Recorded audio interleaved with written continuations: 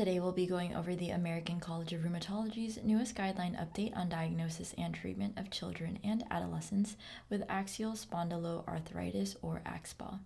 The guideline outlines specific recommendations for management of children and adolescents with juvenile axSpA and provides evidence-based and expert guidance for the diagnosis and management of axSpA and associated extramusculoskeletal manifestations in children and adolescents. In today's rapid update, we'll just be going over the key recommendations. So for the full guideline, make sure to check it out on guidelinecentral.com. Let's get started.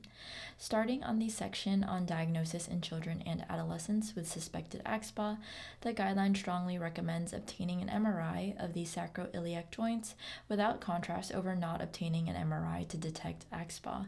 The guideline conditionally recommends MRI of the sacroiliac joints over X-ray of the sacroiliac joints for diagnosis of juvenile axSpA.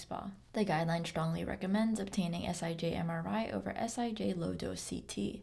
The guideline strongly recommends obtaining MRI of the sacroiliac joints over bone scan. The guideline strongly recommends obtaining MRI of the sacroiliac joints without contrast over MRI of the lumbar spine to detect axSpA. The guideline conditionally recommends use of a specific MRI protocol over a non-specific protocol to detect axSpA. The guideline conditionally recommends standardized MRI reporting over non-standardized reporting. The guideline conditionally recommends having MRI interpreted by an individual experienced in detecting axSpA over a professional without specific experience in detecting axSpA. The guideline conditionally recommends against use of gadolinium in children or adolescents with suspected axSpA undergoing plain radiography. The guideline conditionally recommends obtaining dedicated AP pelvis radiograph over a lumbar spine radiograph. In children or adolescents with suspected axSpA undergoing plain radiography, the guideline conditionally recommends a simple AP pelvis radiograph over a dedicated SIJ radiograph.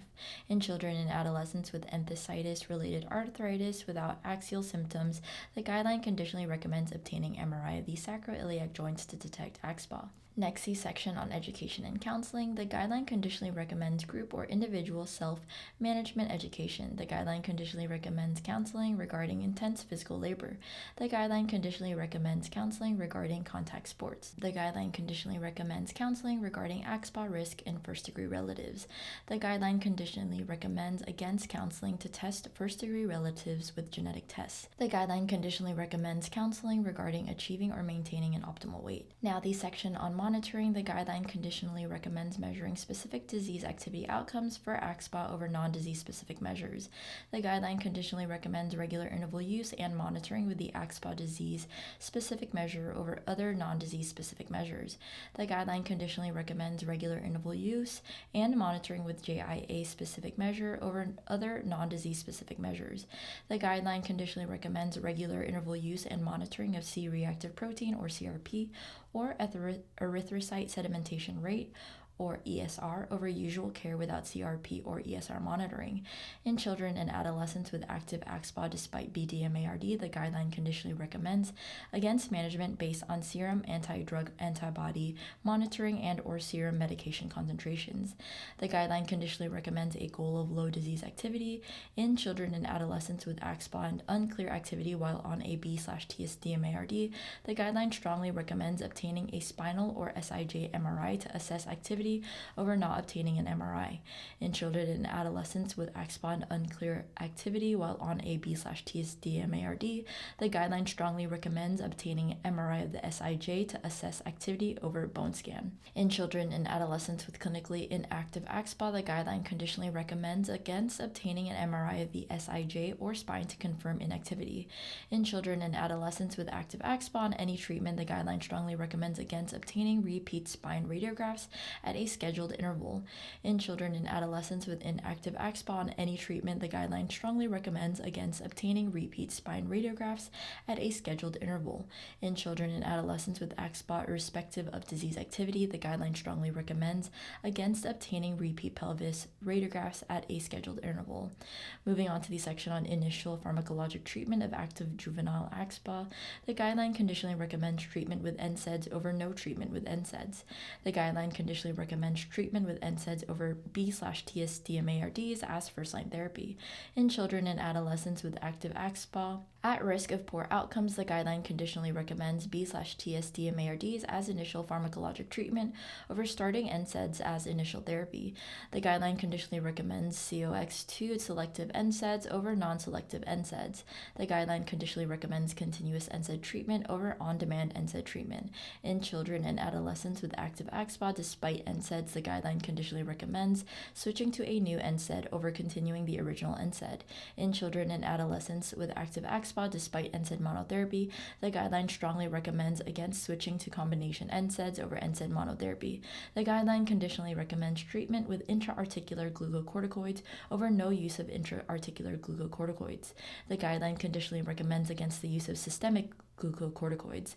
The guideline strongly recommends against treatment with adrenocorticotropic hormone. The guideline conditionally recommends against treatment with CSD-MARD. The guideline strongly recommends treatment with TNFI. The guideline strongly recommends treatment with IL-17I. The guideline conditionally recommends treatment with JAKI. The guideline conditionally recommends against favoring TNFI or IL-17I as a preferred initial BDMARD treatment. The guideline conditionally recommends against favoring any certain TNFI as a preferred choice over other TNFI. The guideline conditionally recommends against favoring any certain IL-17I as a preferred choice over other IL-17I. The guideline conditionally recommends against favoring any certain JAKI as a preferred choice over other JAKI. The guideline conditionally recommends TNFI over JAKI. The guideline conditionally recommends IL-17I over JAKI. The guideline conditionally recommends against treatment with abatacept, rituximab, belimumab, tocilizumab, sirolimus, or IL-1 inhibition. The guideline conditionally recommends against treatment with IL-23I. The guideline conditionally recommends against treatment with biphosphonates. In children and adolescents with axSpA receiving IV biologic therapy, the guideline conditionally recommends a rapid infusion over a traditional infusion rate for ongoing infusions. The guideline strongly recommends against treatment with opioid analgesics over B/TSD-MARDs. The guideline strongly recommends against cannabinoids over no treatment with cannabinoids. Then the section on ongoing symptoms despite initial pharmacologic therapy. In children and adolescents with active axSpA despite treatment with the first B/TSD-MARD use, the guideline conditionally recommends switching to a different class of B/TSD-MARD over switching to a different agent from the same class. In children and adolescents with active axSpA despite B/TSD-MARD monotherapy, the guideline conditionally recommends against co-treatment/combination with CSD-MARD. In children and adolescents with active axSpA despite treatment with the first B/TSD-MARD use, the guideline conditionally recommends switching to a different B/TSD-MARD over adding a CSD-MARD. In children and adolescents with active axSpA despite maximum FDA-approved dosing of BDMARD, the guideline conditionally recommends dosing above the FDA-approved maximum dose over continuing on the FDA-approved maximum dose. In children and adolescents with active axSpA without a response to two or more therapeutic agents from different classes, the rheumatologist should reevaluate the reason for non-response prior to a trial of another B/TSD-MARD. In children and adolescents with active axSpA despite BDMARD/TSD-MARD monotherapy, the guideline conditionally recommends the use of dual therapy over BDMARD/TSD-MARD monotherapy. The guideline conditionally recommends depression screening and management over no depression screening and management. In children and adolescents with treatment refractory axSpA, the guideline conditionally recommends depression screening and management over no depression screening and management. On to the section on evaluation and management of disease features associated with juvenile axSpA. In children and adolescents with axSpA and active peripheral arthritis, the guideline strongly recommends B/CS/TSD-MARDs over no use of B/CS/TSD-MARDs. In children and adolescents with axSpA and active peripheral arthritis, the guideline conditionally recommends intra-articular glucocorticoids over no use of local glucocorticoid. In children and adolescents with axSpA and active enthesitis, the guideline conditionally recommends against perienthesial glucocorticoid injections. In children and adolescents with axSpA and peripheral arthritis, the guideline conditionally recommends topical NSAIDs as adjunctive therapy over no use of topical NSAIDs. In children and adolescents with axSpA and enthesitis, the guideline conditionally recommends topical NSAIDs as adjunctive therapy over no use of topical NSAIDs. Children and adolescents with axSpA and uveitis should be co-managed with an ophthalmologist. The guideline strongly recommends education regarding signs/symptoms of uveitis. In HLA-B27 negative children and adolescents with axSpA without symptoms of active uveitis, the guideline strongly recommends screening by ophthalmic exam over no screening by ophthalmologic exam. In HLA-B27 positive children and adolescents with axSpA without symptoms of active uveitis, the guideline conditionally recommends screening by ophthalmic exam over no screening by ophthalmic exam. In children and adolescents with axSpA and a history of recurrent uveitis, the guideline conditionally recommends prescription of topical glucocorticoid for prompt at-home use in the event of eye symptoms over no at-home use. In children and adolescents with axSpA and a history of recurrent uveitis or complications from acute anterior uveitis, the guideline conditionally recommends treatment with CSDMARD/TSDMARD/BDMARD glucocorticoids over no treatment. In children and adolescents with axSpA and a history of recurrent or chronic uveitis, the guideline conditionally recommends TNFi monoclonal antibodies over other B/TSDMARDs.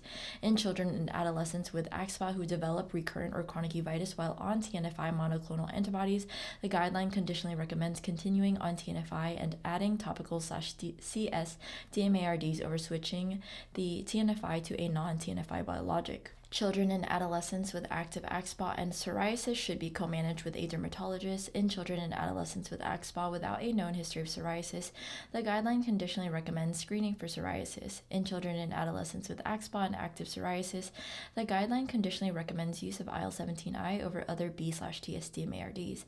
In children and adolescents with axSpA and psoriasis, the guideline conditionally recommends against treatment with IL-23I.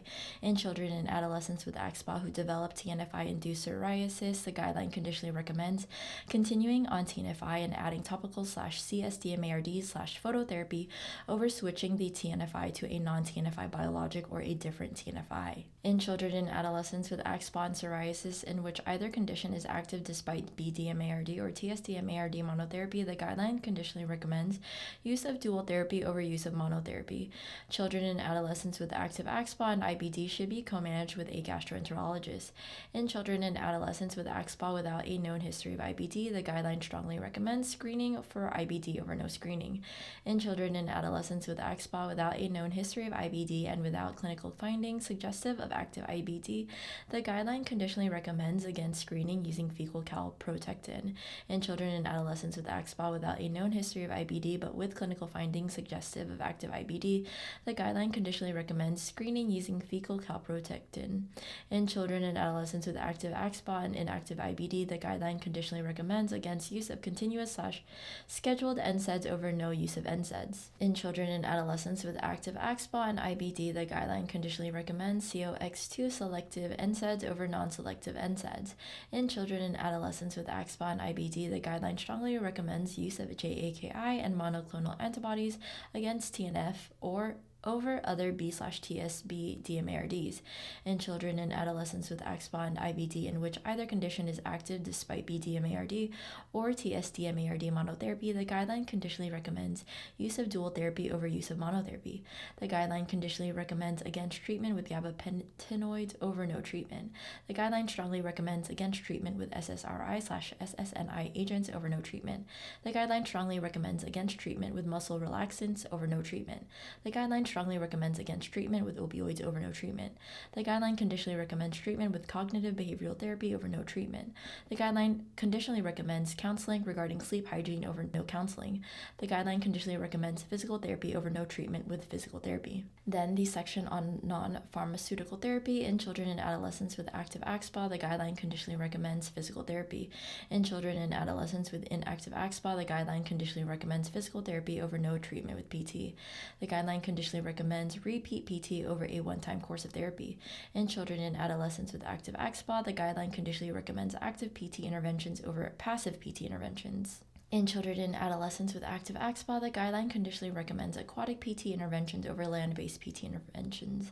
The guideline conditionally recommends aquatic exercises over weight-bearing exercises. The guideline conditionally recommends unsupervised back exercises over no exercise. The guideline conditionally recommends recreational exercises over no recreational exercise. The guideline conditionally recommends aerobic exercises over non-specific exercises. The guideline conditionally recommends stretching over non-specific exercises. The guideline conditionally recommends yoga over non-specific exercises. The guideline conditionally recommends TENS over no TENS. The guideline strongly recommends against spinal manipulation. The guideline conditionally recommends against microbiome targeted therapy.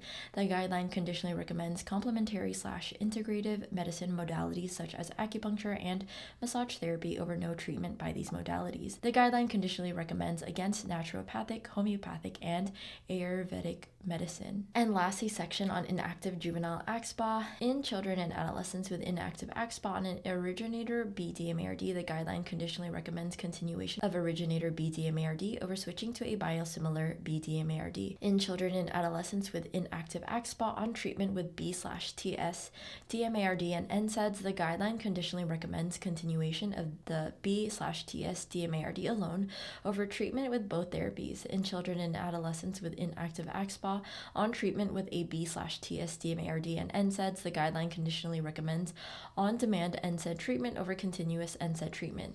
In children and adolescents with inactive axSpA on a treatment with a B/TS DMARD and a CS DMARD, the guideline conditionally recommends discontinuation of the CS DMARD. In children and adolescents with inactive axSpA on treatment with a B/TS DMARD, the guideline conditionally recommends against abrupt discontinuation of the TS/B DMARD. In children and adolescents with inactive axSpA on a B/TS DMARD, the guideline conditionally recommends reducing frequency or dose of the B/TS DMARD over maintaining the current frequency and dose. In children and adolescents with active axSpA because of withdrawal or discontinuation of B/TS DMARDs, the guideline conditionally recommends restarting the same agent over switching to a different agent from the same class or switching to a different agent from a different class of TS/B DMARD. And there you have it. Make sure to check out the full guideline from the American College of Rheumatology and other related clinical decision support tools at guidelinecentral.com.